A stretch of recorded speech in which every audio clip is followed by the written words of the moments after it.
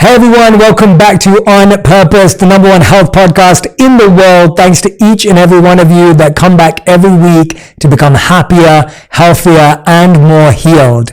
And you know that I'm always on the lookout for guests who have different experiences, different walks of life, people who've built and created incredible cultural phenomenons, and also at the same time, learned lessons along the way that they can share with us. Now, I know that you're going to be really excited for this one because I know a ton of you already follow our next guest, and I'm excited for you to learn about the behind the scenes story and the journey that she's taken to get there. I'm speaking about the one and only Marianna Hewitt, who's a leading voice in social media and the co-founder of Summer Fridays, the skincare brand whose iconic jet lag mask became an instant bestseller. Marianna is also the host of her own podcast, Life with Marianna, the number one fashion and beauty podcast. I got to be a guest, I think right at the beginning, near when the show launched. It's been on an incredible trajectory, amazing guests. Make sure you check it out. Marianna's a dear friend, so I'm loving this opportunity. I just said to her offline that when a friend comes on the show, I think I know them a little bit, and then we interview them, and then I realize I know them a whole lot better. So I hope you feel inspired to interview your friends as well. Marianna, welcome to On Purpose. Thank you for having me. No, it's so great to have you. I've been looking forward to this, and I loved the interview we did for your podcast 2 years ago now. Yeah, it was one of my favorite episodes, and people loved it so much, and so I'm so happy you're coming back again. Yes, I'm excited to come back again. And you know, you've just been on this incredible journey with your brands, your work, the community you spend time with. You're such a respected voice, such a well-known face in the industry, which I think's really hard to do when you've done it from building a brand, when you've done it from building social media. It's hard to maintain that. But I want to go backwards today because as we were researching, we also found that you don't always share too much about yourself, and that's obviously what On Purpose is built upon. And I wanted to ask you, and I ask this often, what's your earliest strong memory as a child? Can you remember, if you could go back, what's one of your strongest, earliest memories, and why is it so important to you? And I'll tell you mine as I let you think on yours. If I think about my earliest memory, I can probably remember holding my sister when she was born. So I was around 4.5, going on 5. And I remember her being in my arms, and it was amazing to have that opportunity to actually hold this baby. And I remember my parents had been preparing me for this moment, where they were like, you got to pray for a new little friend to be in your life. And so for weeks on end and months, I was praying. So I was prepped.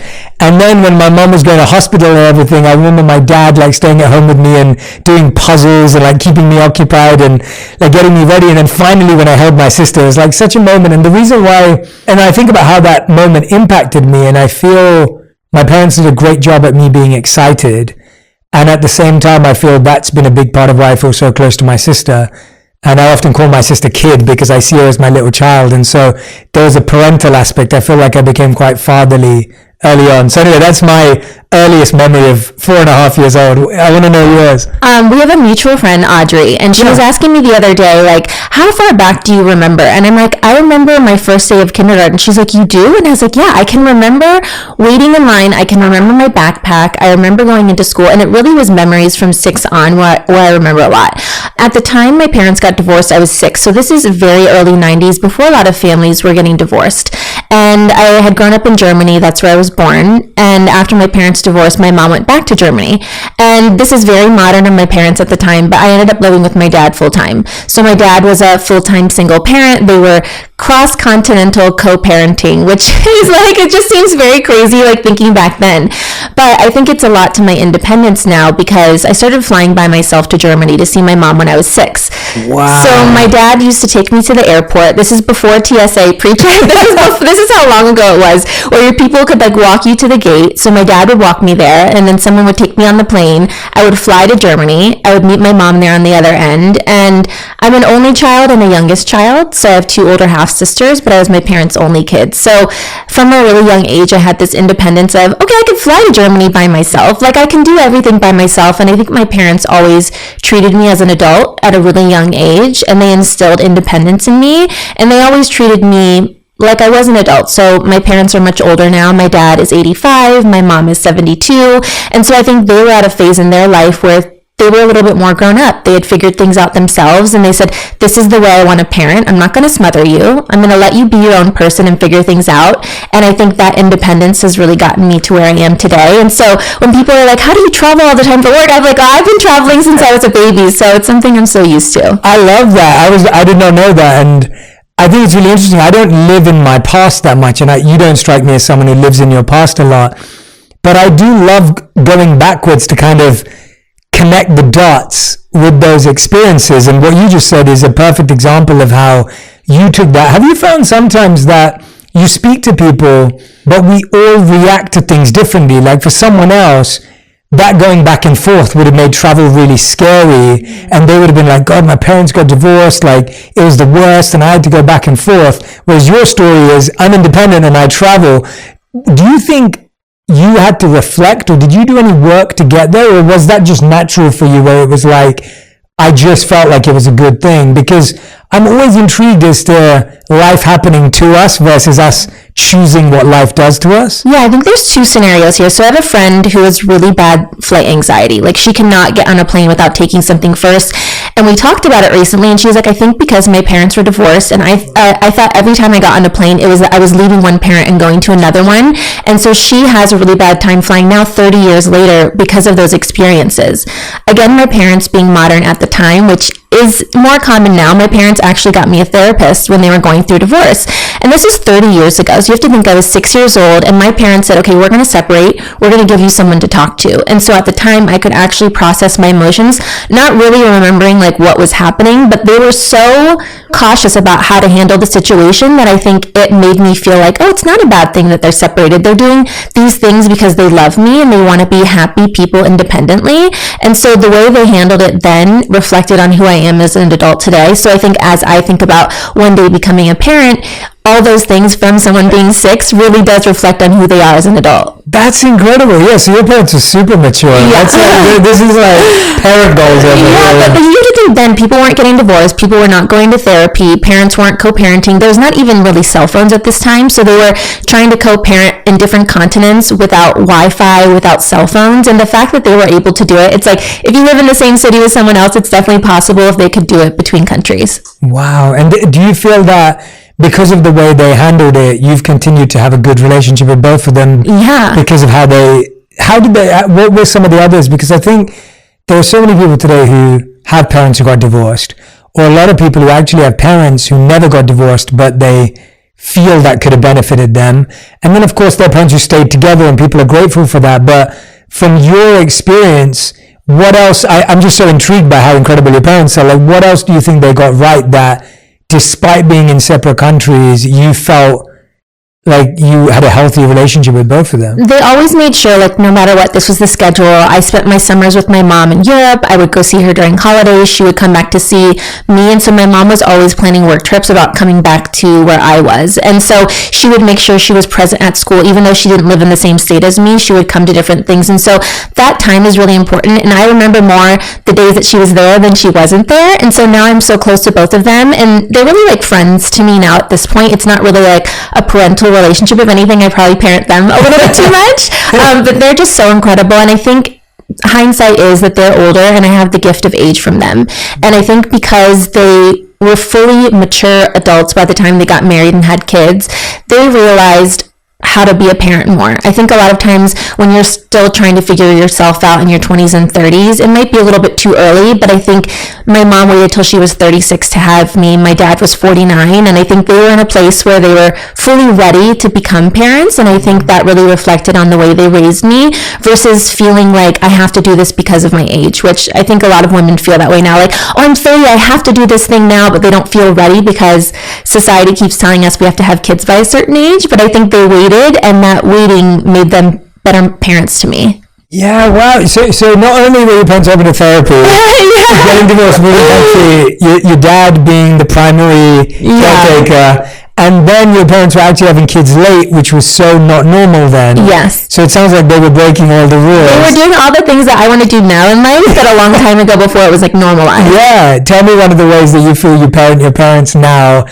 that they're older. And of course, you know, what's been one of the most beautiful ways that you've got to return that? I do so much for them now, but it's like such a blessing to be able to do that for them. And so my parents are so grateful for anything if I buy them a flight or book something for them. But now it's like travel. I want to make sure that they're like very comfortable. So it's just making sure that they have everything that they need. So I have a half sister who's older. She lives in Connecticut. So my dad wanted to see them for Thanksgiving. So it's just, he's like, oh, thank you so much for this flight. Like he has so much gratitude for a flight that I could book for him. And it's like, if I can work hard to make sure that you can go see your great grandkids, it makes me so happy. Or my mom to be able to go on a trip and do the things that she wants to do. So now they're probably annoyed with me because I'm like, don't do this, don't go here, remember this, like wear your face mask. Like I'm telling them all of these things, but I try to do it a little bit less. But they're like, my dad even texts me later like, okay, thanks mom. Like so they're cute. I love that. That's so adorable and so beautiful. I think for all of us who can support our parents in any way, it is such a blessing. One of the things that you brought up there that really stuck with me was this idea that you want to live your life in the way your parents were living their life back then.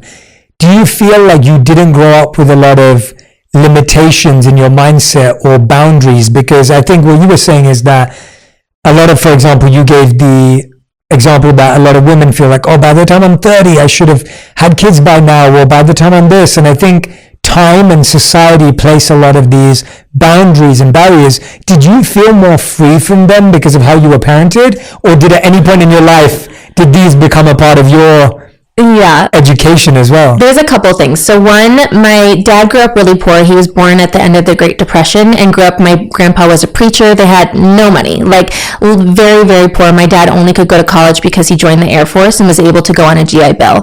My mom immigrated to the US during the Vietnam War and came to America with literally nothing. So between the two of their stories, I thought if they come from nothing, they come from war, they come from the Great Depression, and they could make this life for themselves, I can do anything possible because they've given me this great life that I could have, that anything is possible here. So if I don't live my life to the fullest, it's almost a disservice to the sacrifices that they made for me to be here. My mom is also Vietnamese, so I grew up with a very much a tiger mom who was like, you have to do these things, go to school, you need to graduate, you need to get a job.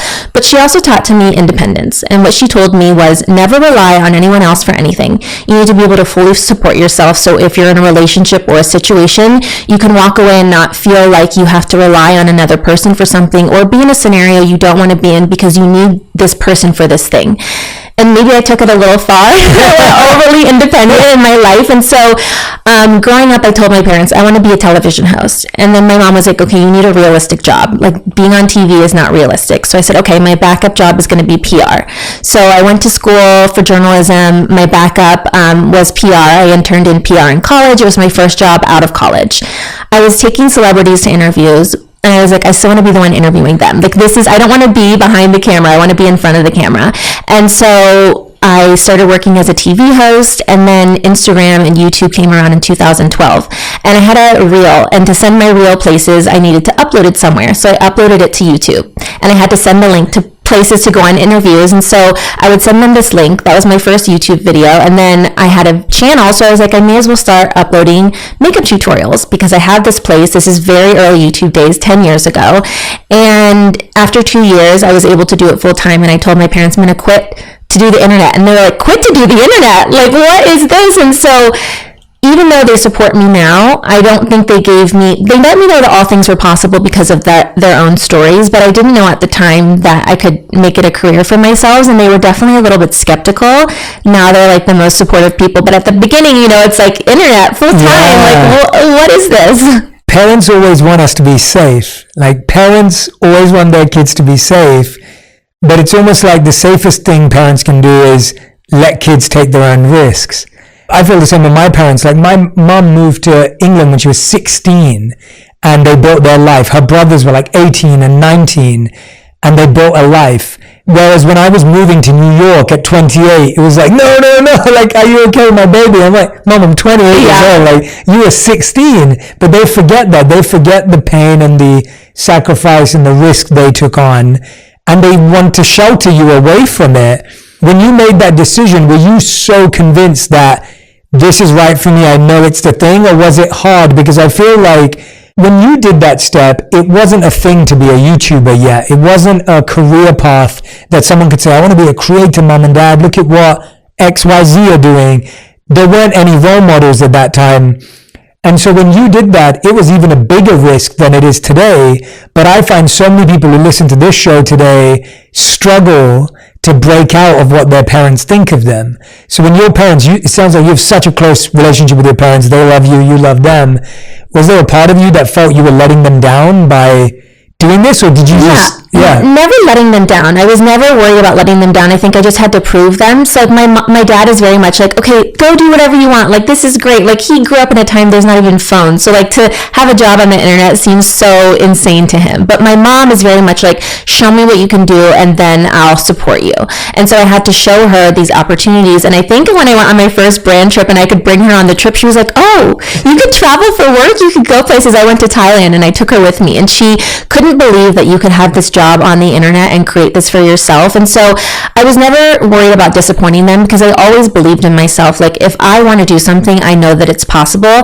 And now we're in a really great place where you can see people's careers that you want to emulate or you look up to. But at that time, there was no one we were figuring it all out at the same time. And luckily, it was very early days of like influencers having like managers and teams. And I happened to get an agency, and I think that helped legitimize it to my family. And then they saw over time, like, okay, you can actually like make money doing this. And here we are a decade later. I love that. That's amazing. Congrats on having the strength at a time. I think that's underplayed, like how hard it is when something is brand new to kind of bet on it, because you didn't have the benefit of hindsight of how successful this thing was going to be or how big it was going to be. No idea. At the beginning, people were PayPaling me $50 to post something. Wow. That's how early it was. And I was like, you would pay me $50 to post something? Let's go. Like, I was so excited. Yeah, that's incredible. And when you started doing makeup tutorials and everything, was that somehow, and what I love about that story is you set out to be a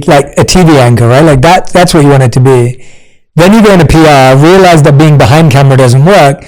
Then you do makeup tutorials. Was doing makeup tutorials fulfilling somewhat of a passion of being in front of camera? Like that obviously wasn't being a news anchor, but there was something about it that was feeling right. Yeah, I always had a passion for sharing things that I loved with an audience. And so at the time, I thought being a TV host was the only way to do this, because I had to be on a show to talk about things that I loved, to share it with people. When YouTube came around and I'm like, you can upload videos and talk about whatever you want and people can watch it, it was always the things I felt I wanted to do in my heart when I grew up. But when I grew up, there was no platform to do that. And then at the time when I was auditioning, I was going to a lot of shows to be a host, and every time I would get towards the end and they would be like, we're going to give this job to this celebrity. Like, this celebrity host is going to do this job. And I'm like, well, how am I ever supposed to be known if I don't get the opportunity? With the internet, we're in such an amazing place where we can take our careers into our own hands. There's no one to tell us no. You can create the content, and if the audience is there and people want it, they will show up. They will watch, they will download, they will follow, they will listen. And so it was everything I wanted in this new platform, and it finally gave me a place where I wasn't getting told no in an audition, that someone didn't have to say yes to me, and I could prove and show that I had this audience online. And so I love it so much, and it was everything I wanted to do when I grew up. I just didn't know that's what it was. And I always had a love for beauty, and my dad used to take me to beauty counters. So growing up with my dad, he didn't know how to do my hair or my makeup, so he would take me to department stores, and he would take me to an Estee Lauder counter and say, okay, here's my daughter, like, can you show her how to use hair and makeup? Can you show her what products to buy? Because he had no idea. What a great dad. I love that. Yeah. And so that really was my love of beauty from a really young age. And so I started learning about beauty from the experts, these people at counters who were telling me about products. And that was in middle school and high school. And then I took that love into creating tutorials for myself and then starting our own brand. That's such a great story. And I'm so glad we're doing this like background journey, because I feel like I think about this all the time. I went to public speaking school from 11 to 17, public speaking drama school, age 11 to age 18, for 7 years. And I think about it all the time that before I'd even launched my online career, I probably had around like 20 years of public speaking experience before I ever did this professionally or got paid to do it. And I think that when I hear your story of like, as a little girl, like going to a beauty counter, learning about not just how to put on makeup, but which brands were doing well and why, and then skin tone and color, and then maybe looking for gaps in the market. Like you get such a real grassroots experience that no one else can get just by looking at what we have today. I feel like grassroots learning, there's nothing better than that. Do you feel like there were things then that you were like, one day, like... Yeah, I think at the time, I remember learning how to contour in high school before it became trendy like years later. And I remember I was at a MAC counter and they were like, this is what like drag queens use on stage. This is what they use in stage makeup. This is called contouring. You use this brush, you use this powder, you put it right here. So when you're on stage, your face really stands out. And I can remember this person telling me at a MAC store how to do this step. And it's something I still do in my makeup every day today. And here we are like 15 years later from when they taught me this. And so I loved learning from them. And so it was so great, but you don't know it at the time. And I think in life, every job and every experience, whether you end up doing that job long term or not, you really do learn something from each of those things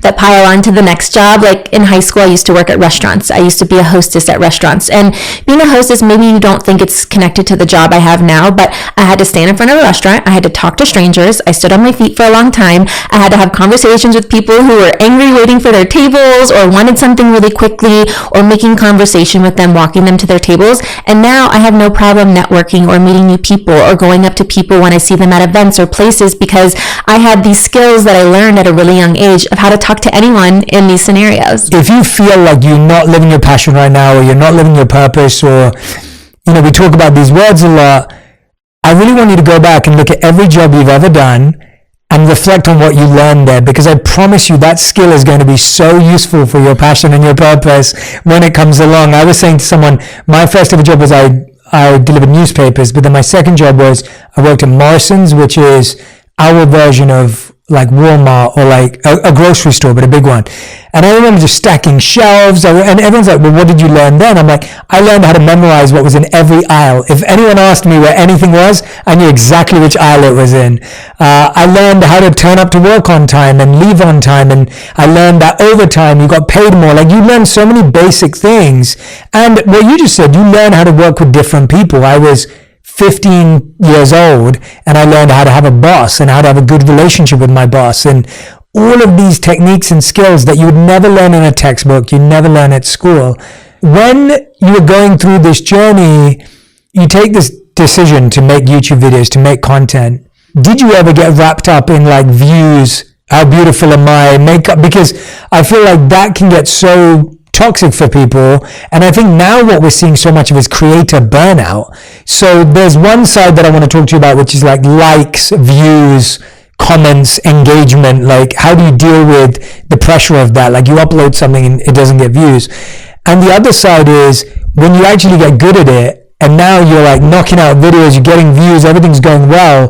But we meet so many creators today who just say, I'm tired of putting stuff out. Like, I'm burnt out of having to upload every day to 3 different platforms. I never worried too much about views. And I know that that's a really hard thing to say in a world where our job is valued on followers, views, likes, clicks, and that really is how we're valued. But at the time on YouTube, I started my very first videos with products I use today in my skincare routine, and that's 10 years ago, because I genuinely love these products. I was shopping at Sephora. I love prestige beauty. I was a little bit older in the YouTube age. A lot of the people were in either high school or they were very young, and what they were sharing was not genuinely the products that I loved.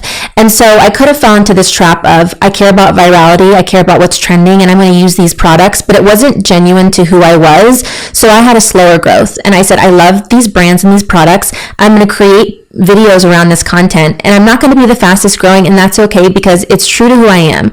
And so if I thought about the longevity of my career, it was more important to me to create content that I genuinely liked and products that I genuinely loved versus chasing views, because virality, maybe people will click on it and watch it because they care about this trending product or this theme, but they're not getting to know you. And it was more important for me to people to like me for what I genuinely wanted to talk about, because I can't really create content if I don't love it, and I just won't do it. It's just not something that I like, and I think that was a problem I had when TikTok first started, was I didn't want to create content just for like the sake of virality. And so on YouTube, I grew a little bit slower, but I started working with luxury beauty brands, and at the very beginning, they weren't really spending money with people, but they saw like there's only a handful of girls on YouTube who are creating content around Armani Beauty and Laura Mercier and these kind of brands, and then I ended up getting to work with them because there wasn't a lot of people sharing it. And so I started working with Sephora at that time and creating videos for their brand pages because they wanted an organic type of video that wasn't a sponsored brand video. And so it was a slower growth for me, but I think it's helped me be where I am today, because what you don't want to do is create content that's just for the sake of being viral. And then, well, what happens then? I have a friend who, she used to be an editor and she left and she's creating content full time now. And there's this trend of people kind of taking like editorial beauty news content and regurgitating it into TikToks. But then you're just retelling a news story and there's nothing personal about it with you. And sure, people are going to watch it. It might get millions of views, but you're not really building your personal audience. And so now that we've created more things for ourselves, I'm so happy that I always kind of stay true to the kind of content I wanted to create, because if not, then you're always going to be in this hamster wheel of creating things for the views and you're never going to really feel satisfied by that. It is frustrating when something doesn't perform well and you want it to do well, and like, it is our job, and like, you know, brands work with us because they want a certain reach or number, and so that stuff is important, and that will come if you create the content that your followers really want to see from you. And then I think, you know, there's been phases of burnout for me, because being a creator, there's no job security, there's no hours, there's no health benefits, we have no teams a lot of times, and so it is the scarcity mentality of every time a job comes in, you want to say yes to it, because you don't know when the next thing is coming, and so you want to do all the things that you can. But I think in time I learned I have to take a step back and not say yes to everything, because it's better for myself long term, and the things will come. But I know it's difficult, especially if you're just starting out, because you are really based and judged on a number. Yeah, I think that's so refreshing to hear that from you. Like, I hope that there's so many people listening to this right now that are going, Marianna, thank you so much for saying that, because I think everyone feels that pressure, but you just explained something really beautifully, that you can have a lot of views, but people are not necessarily watching it for you or understanding who you are.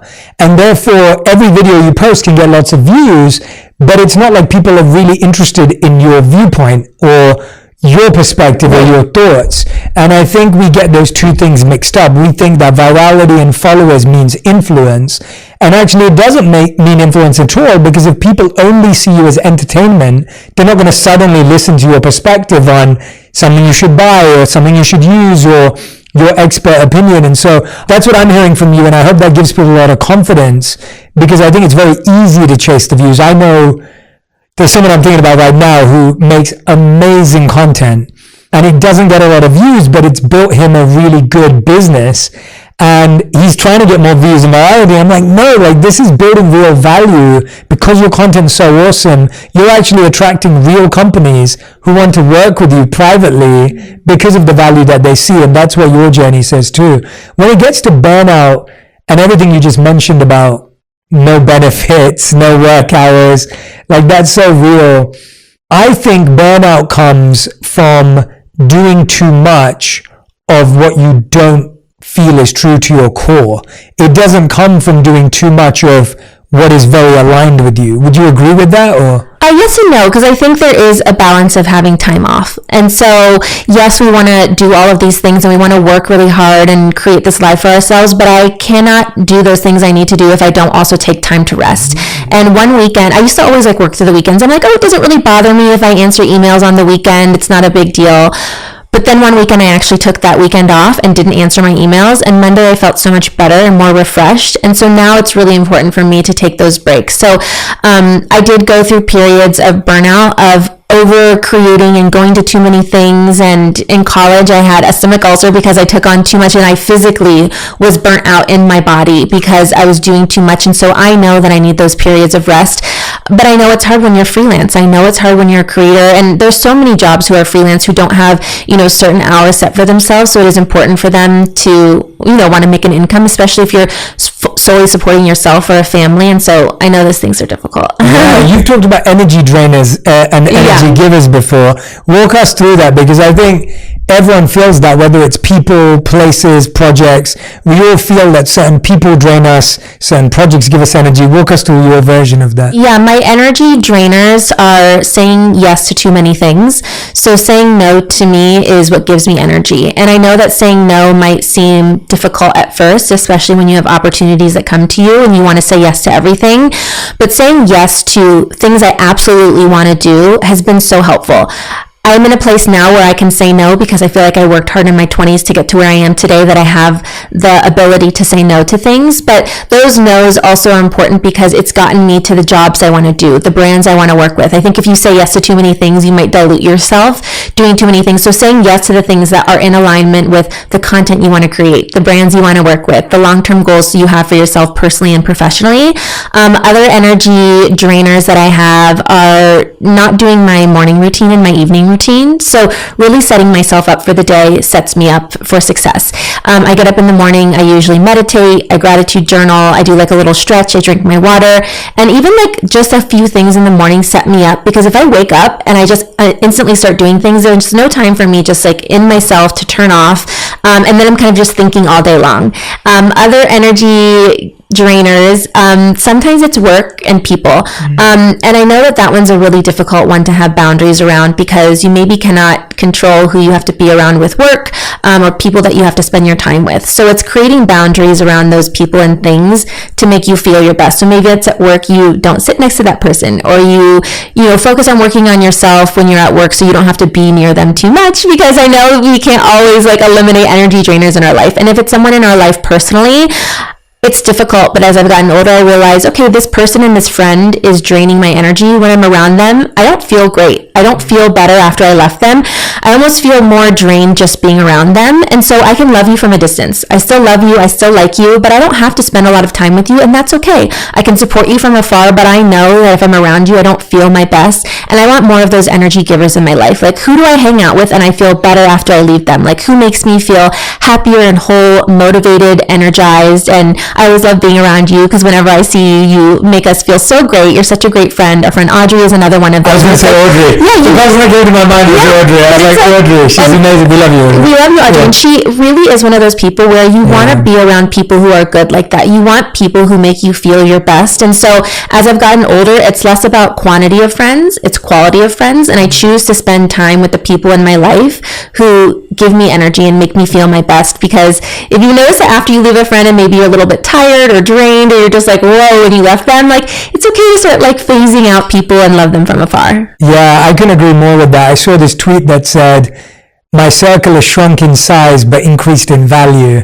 And I think that that's the mindset that you're sharing. And I think that's something people struggle with. I think we feel guilty because we feel like we're leaving friends behind, or we feel bad because we feel people are going to think we're better than them. Like, when you move on from a group, you're often worried about the perception that those group of people are going to think, oh, Jay and Marianna think that they're better. And it's like, well, you're not leaving because you think you're better. You're leaving because you want to be better and you want to grow.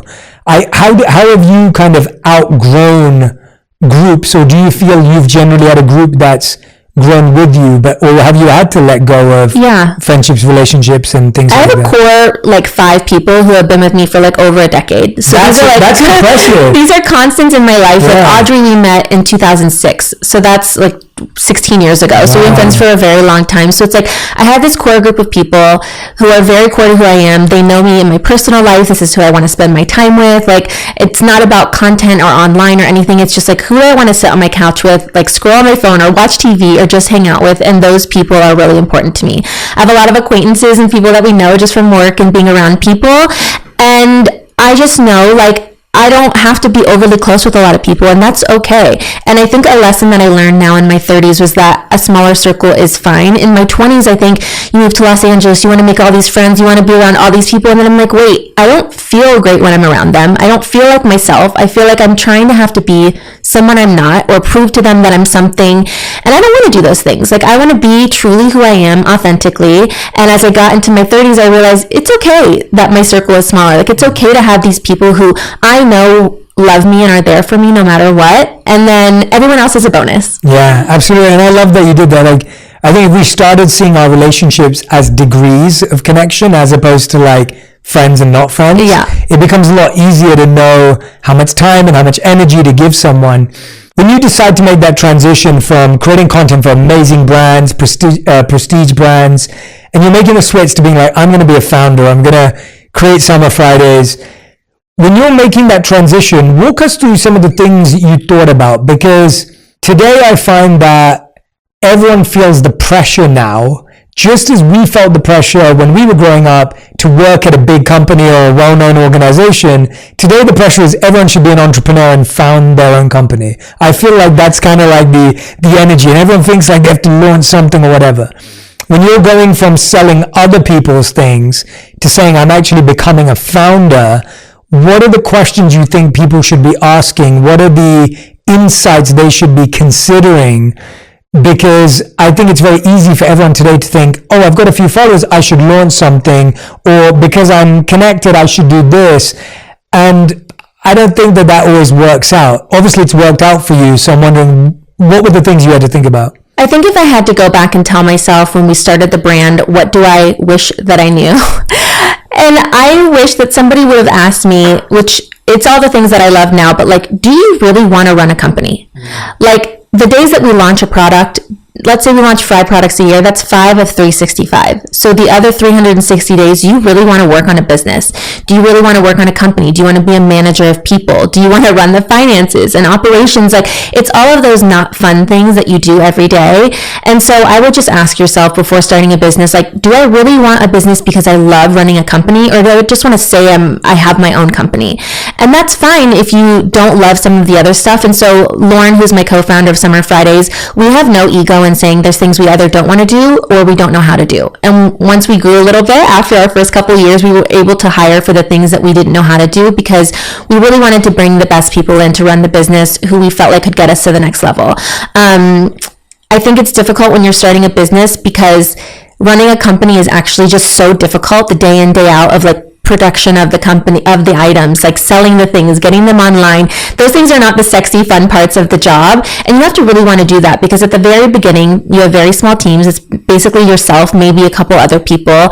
And you're not making a lot of money for the first few years. I think there may be a misconception of like, oh, you start a brand and then all of a sudden you're rich and you have all this money. And that's definitely not the case. It takes a long time, because whatever you invested into the business and you sell stuff, you're just recouping your money for what you've already invested. And then as you grow, you make a little bit of money, you put it back into the business, you hire a person, and then you hire someone else. And so the first few years of Summer Fridays, we didn't pay ourselves because we thought it was more important to invest back into the company. So if you're thinking about starting a business, ask yourself, do I actually want to run a company? And if you do, great.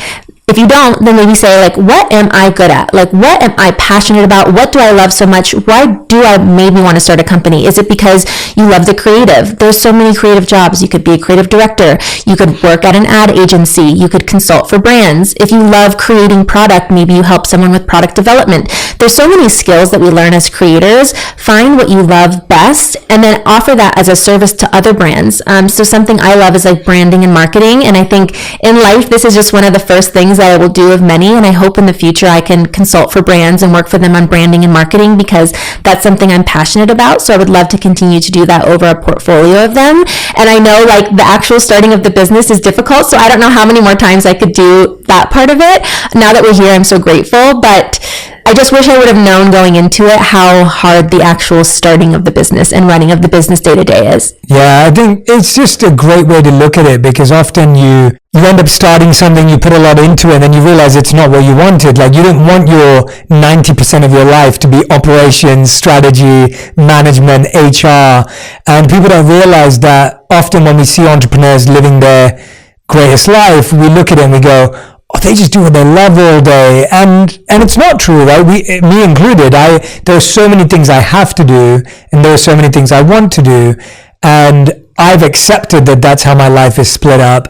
And there's also knowing what to start. Like, when I look at my career, there are things like this podcast that we started, my Genius community that we started. But then there were amazing partnerships like me being Chief Purpose Officer at Calm, which was just a brilliant synergy because I was friends with the founders for 4 years.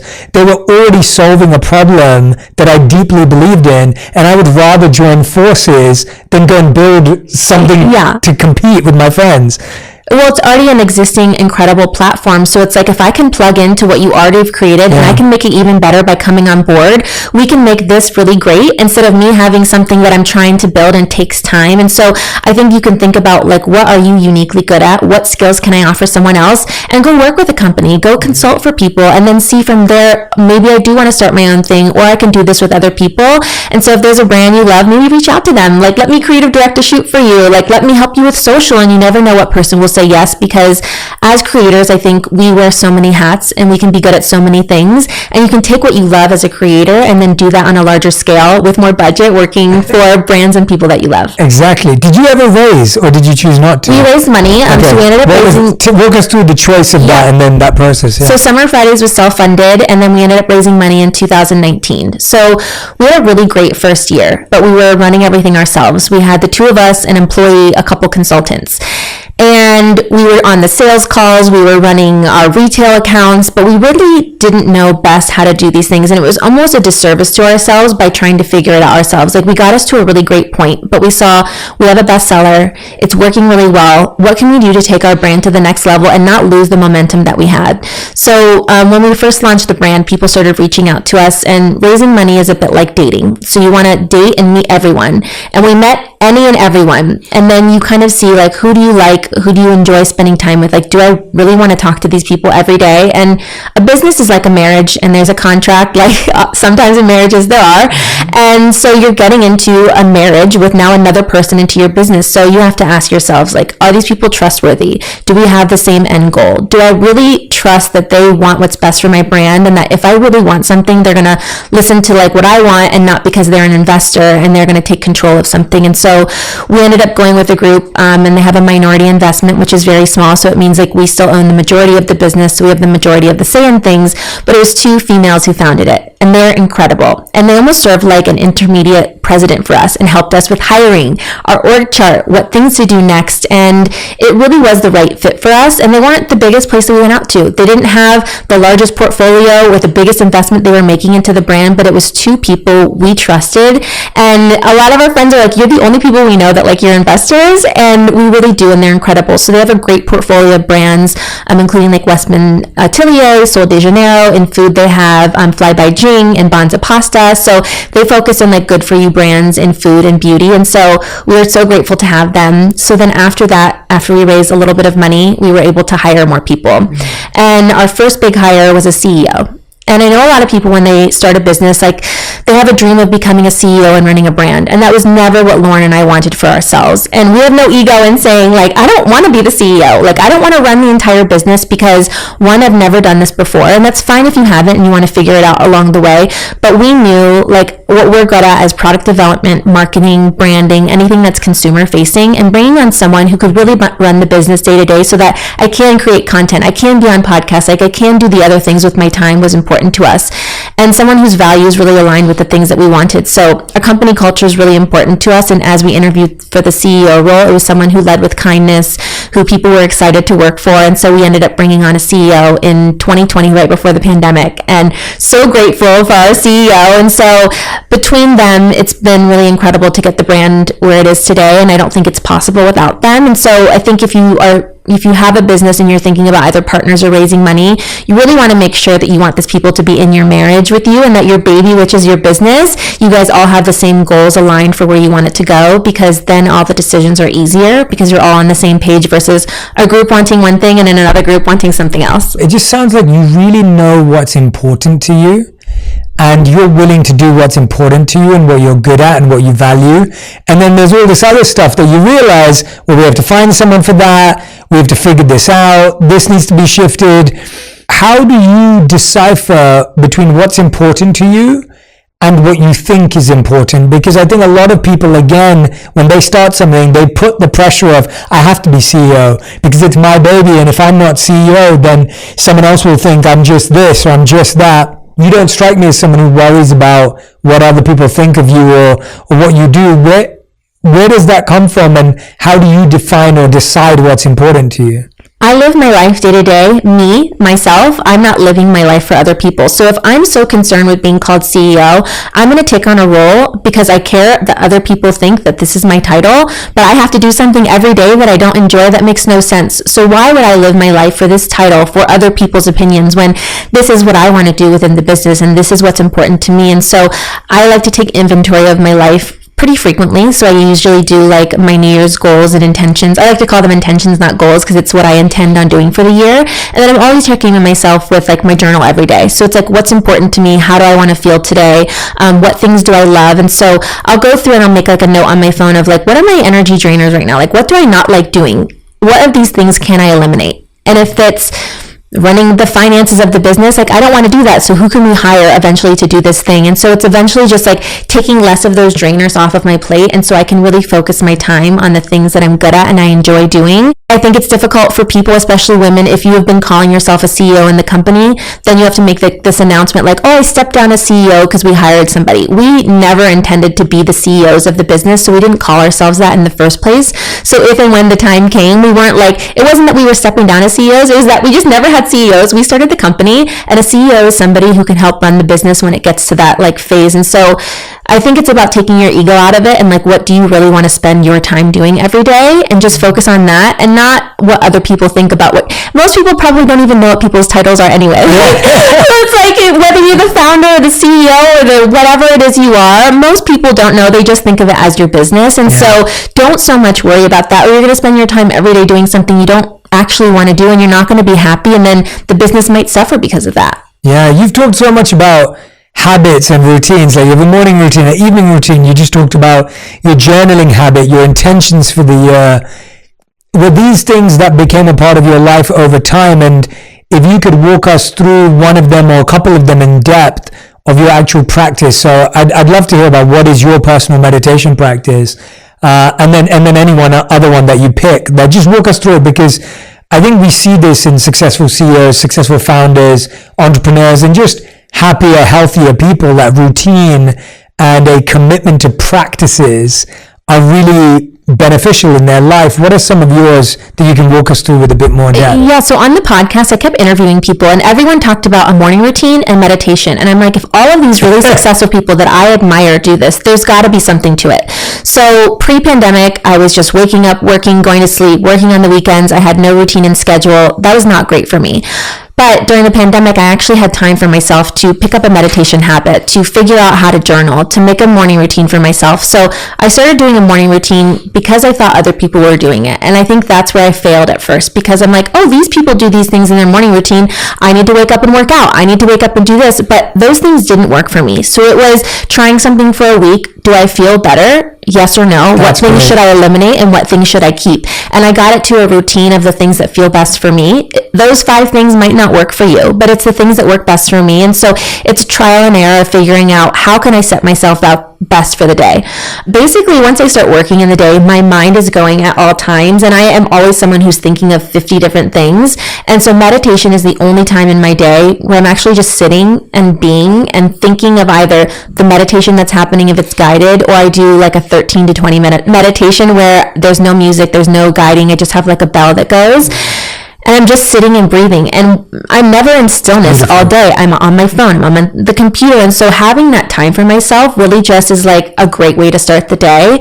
And then another thing is the intentions. And I mentioned before, I like to call them intentions instead of goals, because I think we might feel like we didn't meet our goals if we didn't do this thing that we set out on a piece of paper to cross off. But if it's my intention to do my morning routine every day, I'm intending to do it. But if I don't feel like a failure because I only did it 5 days this week. Or if I intend to live a healthier life and eat well and work out because I want to fuel my body, that's my intention, instead of being like, oh, I have to be this weight, or I want to do this thing or be at this goal. I think it's a lot kinder with yourself, so then you feel more motivated by actually doing them and checking them off versus I didn't complete this goal for myself. I think it's also great to set actual tangible goals you can do, but also know that some goals are out of our control. So if you want to hit a certain number follower or a subscriber or a download count, you cannot control that. You can create the best content you can, but you can't make someone watch the content. You can't make them download or follow. So what you don't want to do is say like, I have to hit 1 million followers by the end of the year. And if you don't hit it, be upset. You can say, I intend to create the best community this year that I can. I want the followers that are there to love me and be happy with the content I create. And then you can ask yourself, are they happy? Am I fulfilled with the content I'm creating? And then that intention can be crossed off versus being disappointed that you didn't hit this number that was out of your control to begin with. So those intentions are really important for me. And then within the business, we do set goals for ourselves of things that we want to do, and then set realistic expectations for ourselves of like, what do we think we actually can do, versus like insane goals that you might not get to and then always feeling sad if you're not hitting them. I love the way you just described the difference between intentions and goals. I hope everyone, because whenever you're setting New Year's resolutions, you're setting goals, you're setting new quarterly goals, like that language needs to change, because goals are what you want out of something, and intentions are what you put into something, and you only get out what you put in. And I love that. It's so much better to measure yourself against your intentions.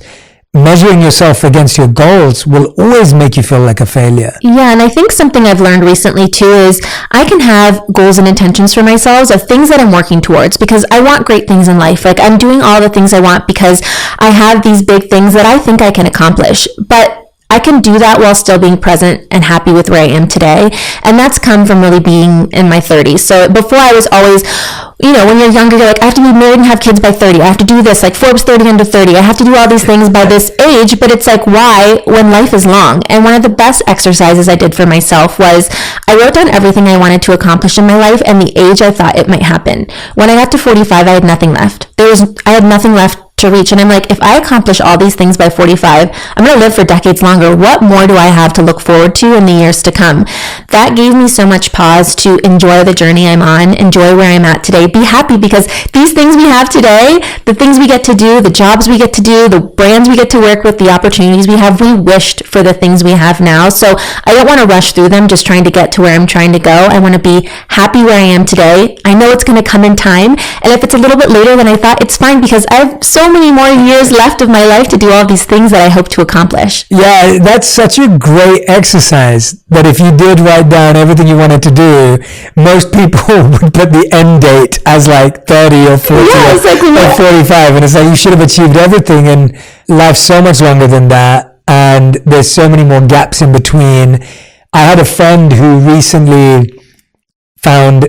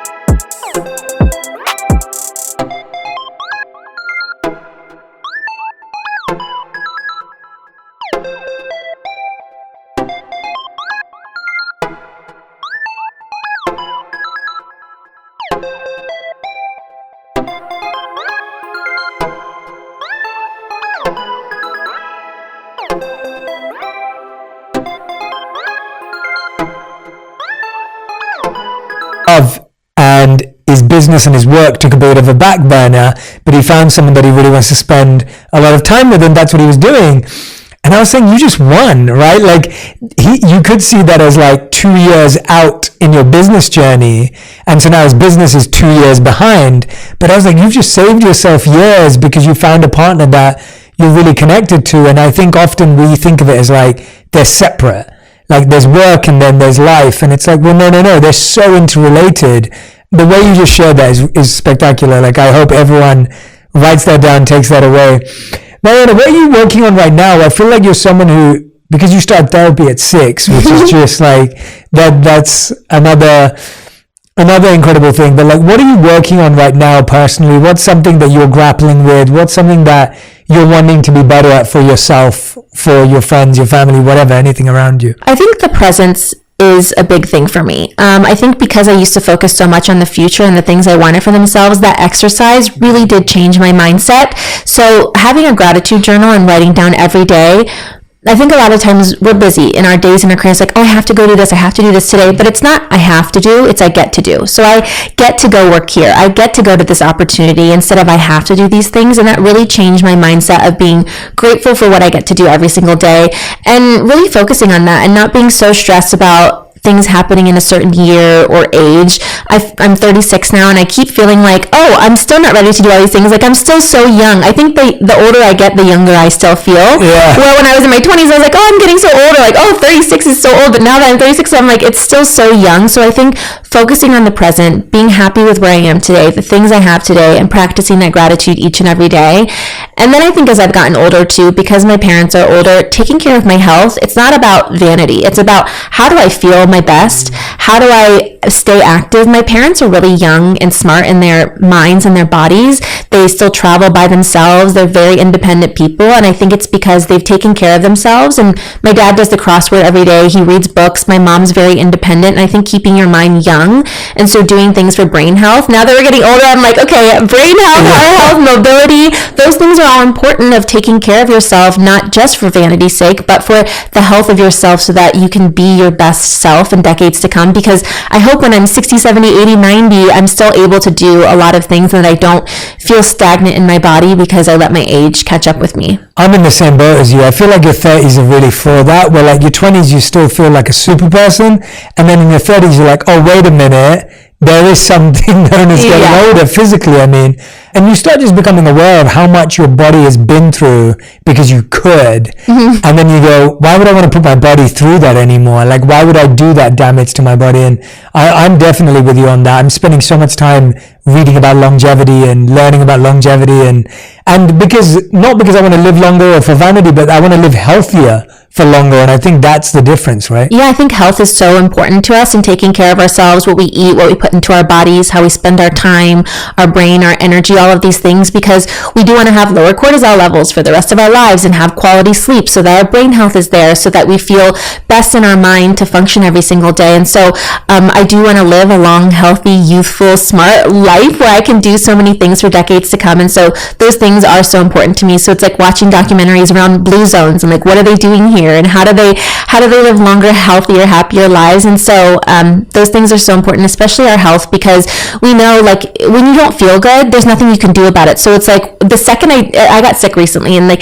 as soon as I was done, I was like, wow, I'm so grateful for my body. I'm so grateful for my immune system and my good health, because when you feel bad, you take for granted the days that you feel good. So it's really about thinking about your gratitude each day of feeling good in your body and the days that you feel good. So one of the things I write down in my journal is, I am grateful for my body, mind, and soul. I'm happy for my physical and mental health and happiness. Wow. Because that's so important to me, because it's not just like my physical health, but like, how do I feel in my mind? Do I feel happy? And you know, on the days when you don't feel so happy, you have so much gratitude for the days that you do feel good mentally. Absolutely, absolutely. And I feel like you're a high performer, you're massively ambitious, you're like optimal peak performance individual. And I can relate to that. And what that comes with is you naturally have higher cortisol levels because you're doing more stressful things, right? Like when Kobe Bryant's playing in the final of a game, it's like he's having to deal with more stress and then perform, but then recover as fast, right? And that's what all the best athletes, the World Cup's going on right now, and it's the same thing. All the best soccer players in the world are dealing with more stress. It's not that they don't feel stress when they play at that high level. So what are some of the things? I mean, you've given us so many habits, but that's just something because it's on my mind too. I'm thinking that and I'm speaking to anyone who's listening who thinks they're really ambitious, they have big goals or big intentions.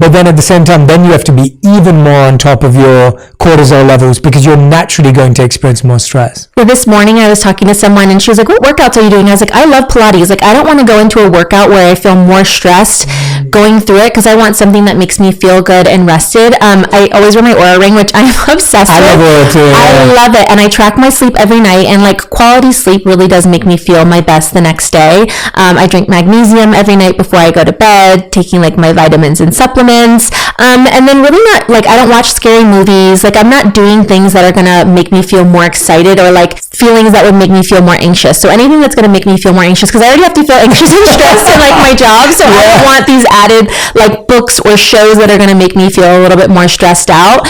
And then I'm someone who it physically manifests in my body, and so one day I was really stressed out. I was at the airport. I missed my flight. I was so stressed because I had to get back for something the next day. There was no flights out, and instead of just relaxing and like taking a breath, I woke up the next day with a rash on my body, because when I get stressed, I have to remember, like, okay, I can't get stressed out about things I can't control.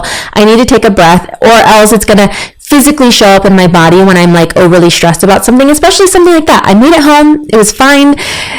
It was all good, but I stressed myself out for no reason. So it's like doing all of these things that can control it, because stress is going to happen in our lives. We're going to have stressful days. Things are out of our control, our job, our personal life. Those things will make us stressed out. So it's like, how can I control all of the other things in my day to feel my best? Yeah, I love your insight on, if you're going to have a stressful day anyway, you don't want your workout or your meditation to be the thing that stresses you out more. Marianna, I've learned so much about you today. Literally, I'm so happy I got to do this with you, and I recommend anyone who's listening or watching, please do this with your friends, because when you interview a friend, or you interview a parent, or you interview a family member, you realize just how much life experience is stored within this human that, you call a friend or a family member.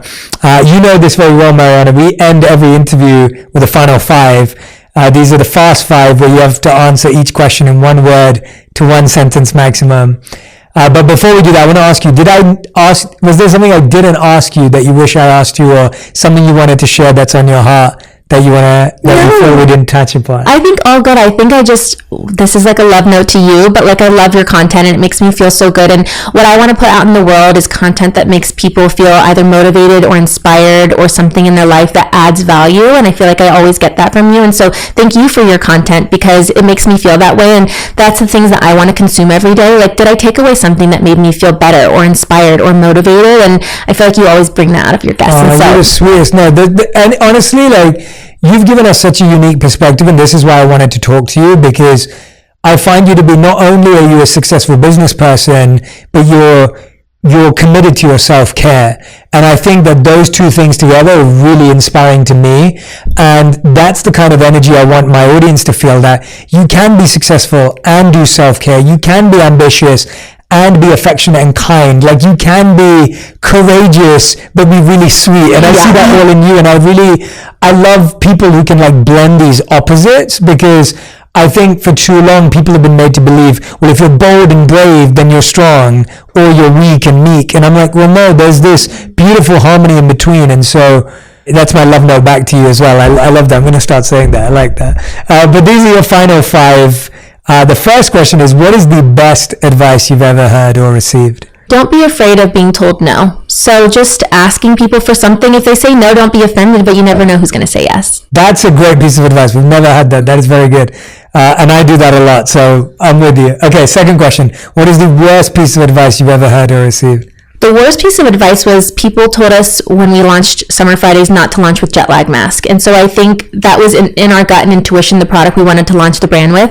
I don't know if it would be what it is today without that. So if you have a gut feeling about something you want to do personally or professionally, even if the experts tell you something else, go with what you feel is best in your gut. I love that. And I love that example for that as well, because it's usually the thing. I remember I've never done a lot of brand partnerships or brand deals, because my content was always so open and wide that there weren't really industries that crossed over as much in the beginning. And I remember one brand reached out to me and they said, Jay, we want you to do this video. They didn't give me an idea. They just gave me a vision of like, we want it to be about people living life on their own terms. Like, that's the spirit of the video. And I was like, I love that. I can totally vibe with that. And I can't even remember, I had some like made up fee at the time. Like, it was very early days. I was like, whatever. It wasn't that much. And I went and made this video and I put my heart and soul into it, because it was like one of my first brand deals. And it was, even though the brand deal was tiny, it was just so important to me that I got to make this piece of content. And I shared it with them, and they were like, Jay, this is not going to work. And I was like, I put more money into the production than they were paying me, but I was so passionate about it. And they're like, Jay, it's not going to work. I didn't have a contract. I wasn't tuned in to what I needed. They said, no, we don't want this. We don't think you're the right fit for this. I uploaded the video anyway because I really liked it. To this day, it's my most watched video. Wow. It's got 387 million views. Like, it's on Facebook. It's one of my biggest videos of all time. And I love the video. It's awesome, but they didn't get it. And that's the video that changed my entire career. And I'm really happy that there's no brand attached to it because it's true and real. And so anyway, I love that. But really, it's like going with your gut. Like, you know what's going to work best. Totally. And so even if these experts tell you it's the wrong thing or don't do this, but you know this is what you want to create, put it out into the world.